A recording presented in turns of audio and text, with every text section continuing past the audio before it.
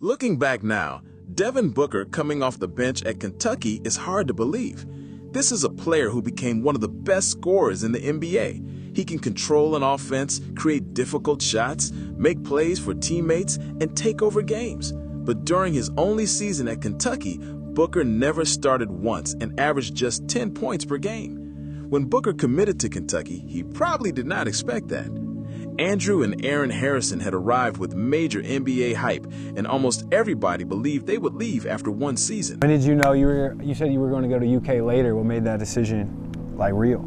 After my visit, after they went on that big Final Four run before we went there. James Young, the Twins. Yep.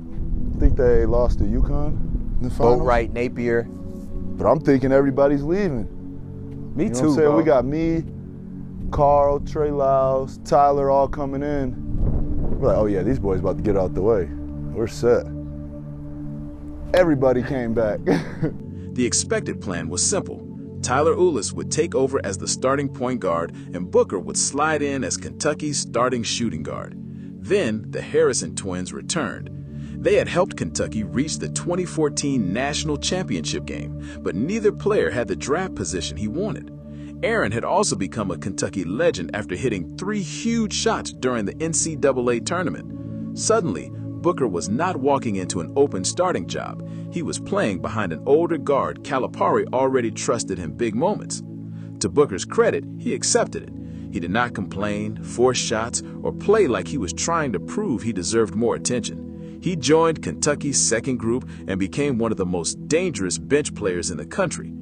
His college career could not have started much worse. Against Grand Canyon, Booker missed all 6 of his shots, went 0 for 3 from deep, and finished with 0 points. But it didn't take long for that to change. Kentucky began the season using Calipari's platoon system. The starters were Andrew Harrison, Aaron Harrison, Alex Poitras, Karl Anthony Towns, and Willie Cauley-Stein.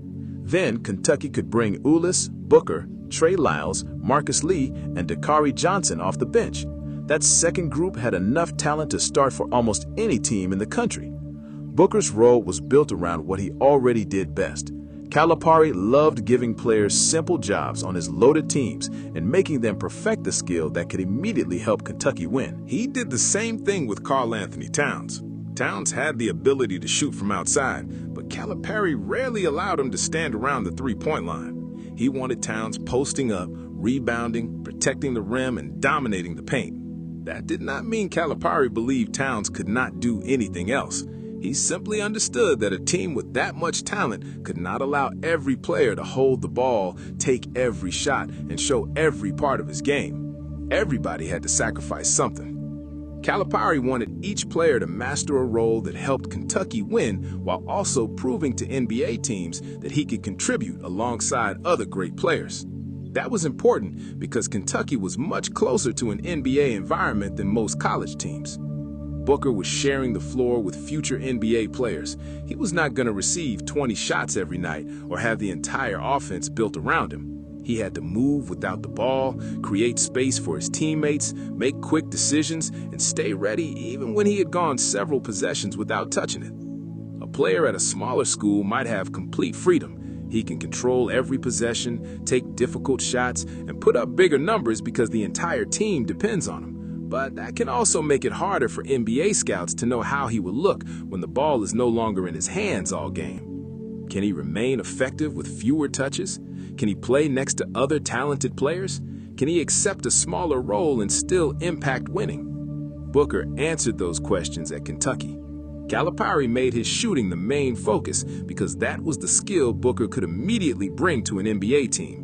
Booker proved he could space the floor, move without the ball, punish defenses for helping inside, and produce without needing the offense to revolve around him. He was showing NBA teams that they could place him inside their system and trust him to fit around established players. He did not need unlimited freedom to be effective. He could play with talented teammates, understand his role, and make the most of limited opportunities. Calipari was not trying to show everything Booker might eventually become. He was making sure the skill Booker already had was impossible for NBA scouts to overlook. For Booker, the main focus was his shooting. But that did not mean he was only standing in the corner waiting for catch-and-shoot threes. You could already see pieces of the NBA scorer he would become. Booker could attack a defender running at him, take 1 or 2 dribbles, and rise into a smooth pull-up jumper.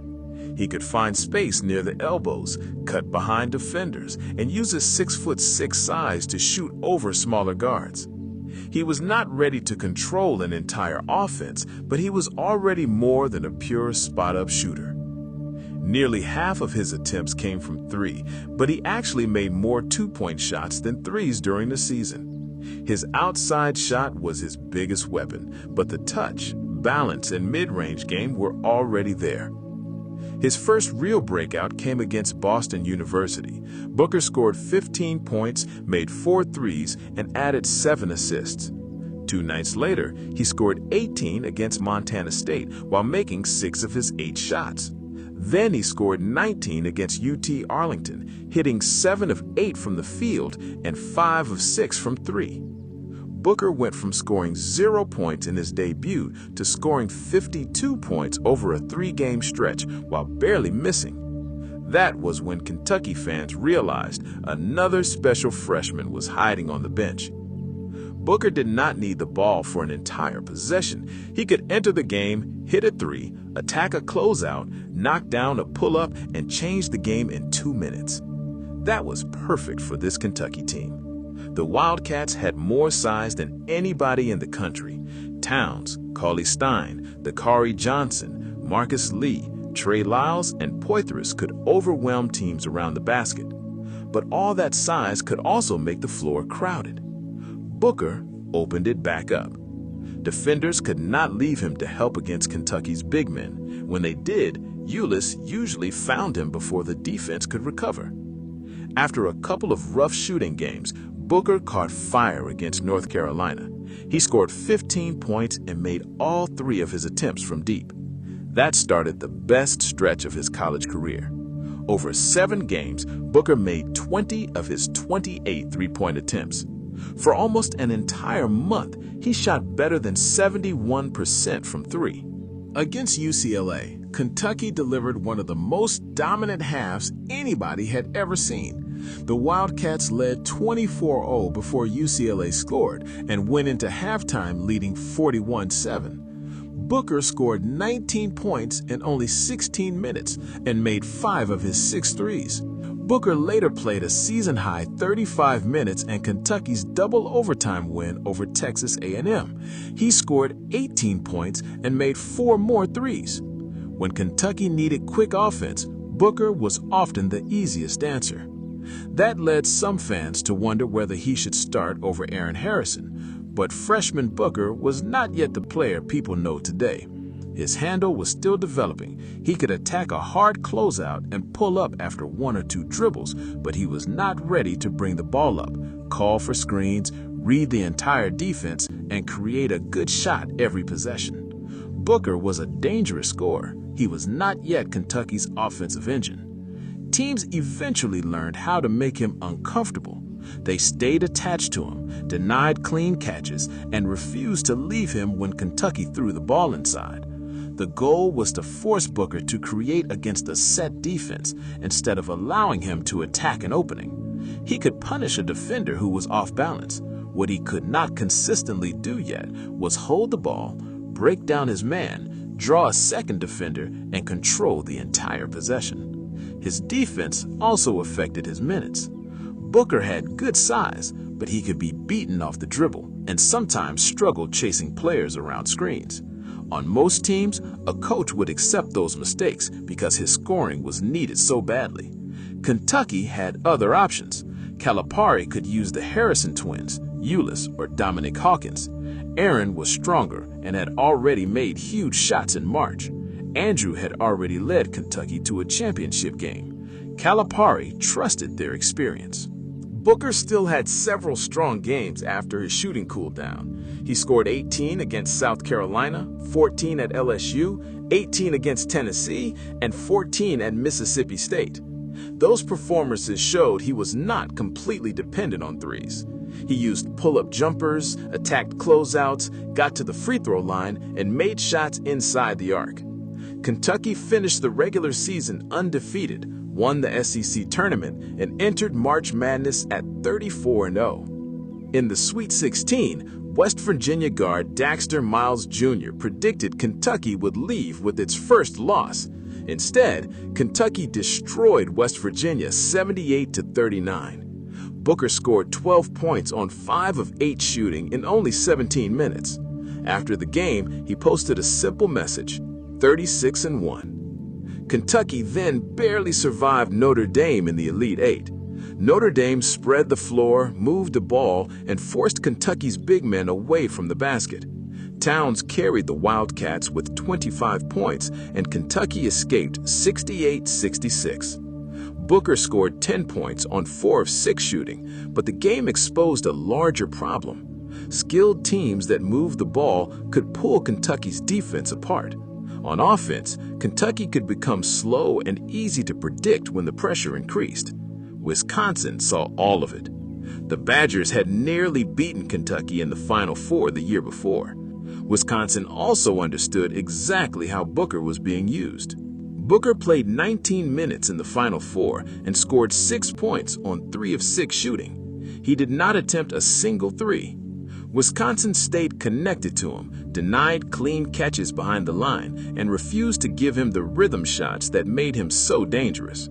Booker still made 3 two-point shots, so he was not completely shut down. The problem was that Kentucky had never used him as a high-volume creator. He was not going to suddenly bring the ball up, call for a screen, and control the Final Four like he would later in Phoenix. Kentucky had spent the season using him as a floor spacer, movement shooter, and secondary scorer. When Wisconsin took away those openings, Calipari did not have another role ready for him. Booker also was not the defender Calipari trusted most against Wisconsin's movement and spacing. That is why he spent the biggest part of the season on the bench. The Wildcats scored only 4 points during the final 6 minutes and 34 seconds. There is a fair argument that Calipari should have put him back in. Even if Wisconsin was denying the three, Booker's presence could have opened more space for Towns. He also had enough touch to hit a pull-up jumper or attack a closeout if Wisconsin chased him off the line. Kentucky did not need him to suddenly become an NBA superstar. It just needed another player who could make the defense uncomfortable. But Calipari trusted the guards who had delivered for him the year before. Booker had never been asked to close games. Aaron and Andrew Harrison had. Calipari stayed with them, and this time they could not save Kentucky. Wisconsin won 71-64, ending Kentucky's perfect season at 38-1. Some people now look back and say Kentucky wasted Devin Booker. That is not completely true. Booker was not secretly the finished NBA version of himself sitting on Kentucky's bench. His jumper was already elite, and his pull-up game was beginning to appear, but his handle, playmaking, and defense were still developing. At the same time, Kentucky clearly showed only a small part of what he could become. Booker finished the season averaging 10 points, 2 rebounds, and just over 1 assist. He shot 47% from the field, 41% from 3, and nearly 83% from the free throw line. He never started, but he won SEC 6th Man of the Year and made the All-Freshman team. Devin Booker was not a superstar at Kentucky. He was an elite shooter, a developing 3-level scorer, and the early version of a future superstar who had not yet been given the freedom to show everything he could do.